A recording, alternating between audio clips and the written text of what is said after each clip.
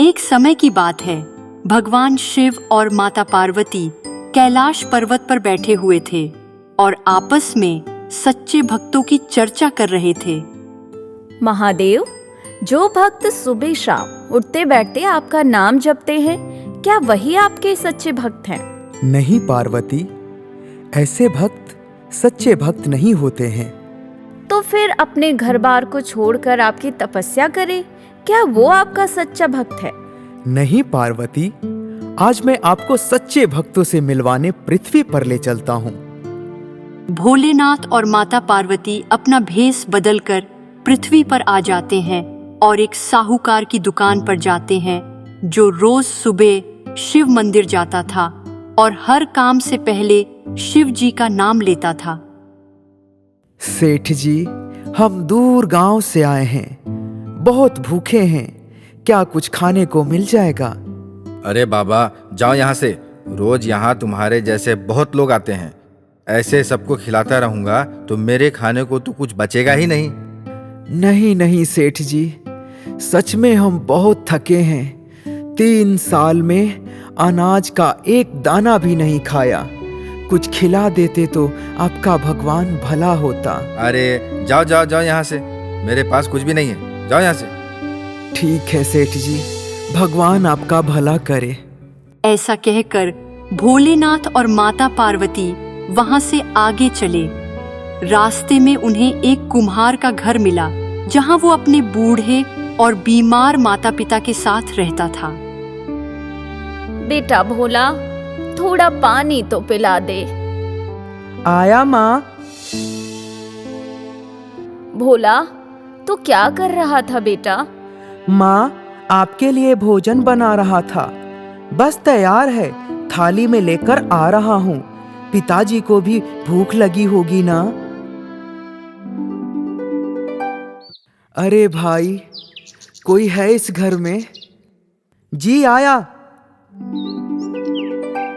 आप कौन हैं? भाई, हम तो मुसाफिर हैं, रास्ता भटक गए थे, अब यहाँ भटक रहे हैं। क्या? ये तो बहुत बुरी बात है। आइए, आप मेरे इस छोटे से घर में थोड़ा आराम कर लीजिए।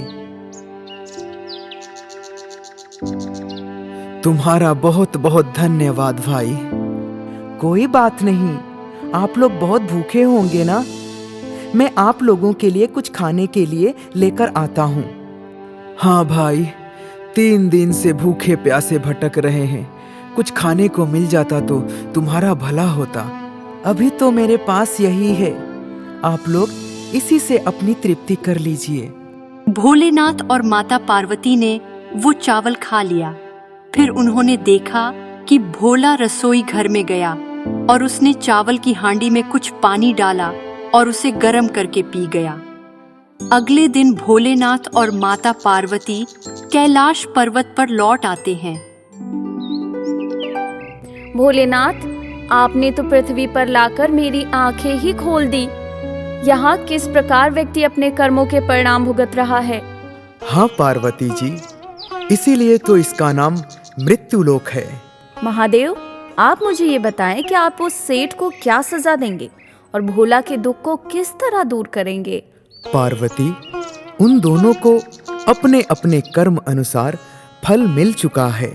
ये क्या प्रभु, जिस सेठ ने आपसे अपशब्द कहे वो घर आए भिक्षुक को अनाज का एक दाना भी नहीं दिया, आपने उसकी संपत्ति को 4 गुना और बढ़ा दिया।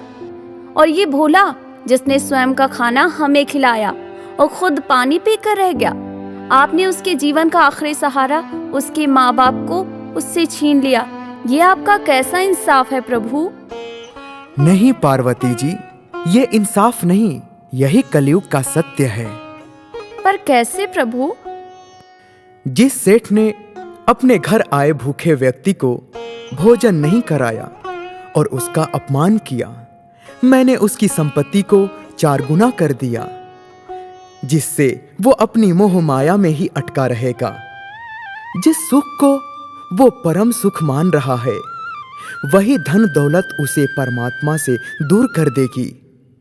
वही सच्चे मन वाला भोला, जो अपने माता पिता के कष्ट से परेशान था, दिन रात उनकी सेवा करता था। मैंने उसके माता पिता के कष्ट दूर कर दिए हैं। अब भोला भगवत भक्ति की ओर अग्रसर होगा और अपना ध्यान भगवत नाम और कीर्तन में लगाएगा, जिसके उपयोग से परम गति की प्राप्ति होगी। सही कहा आपने प्रभु। इस कलयुग में जो व्यक्ति मोह माया में अटका रहेगा वो इस संसार रूपी सागर को पार नहीं कर पाएगा, और जो व्यक्ति भगवत नाम जपेगा उसका मोक्ष निश्चित है।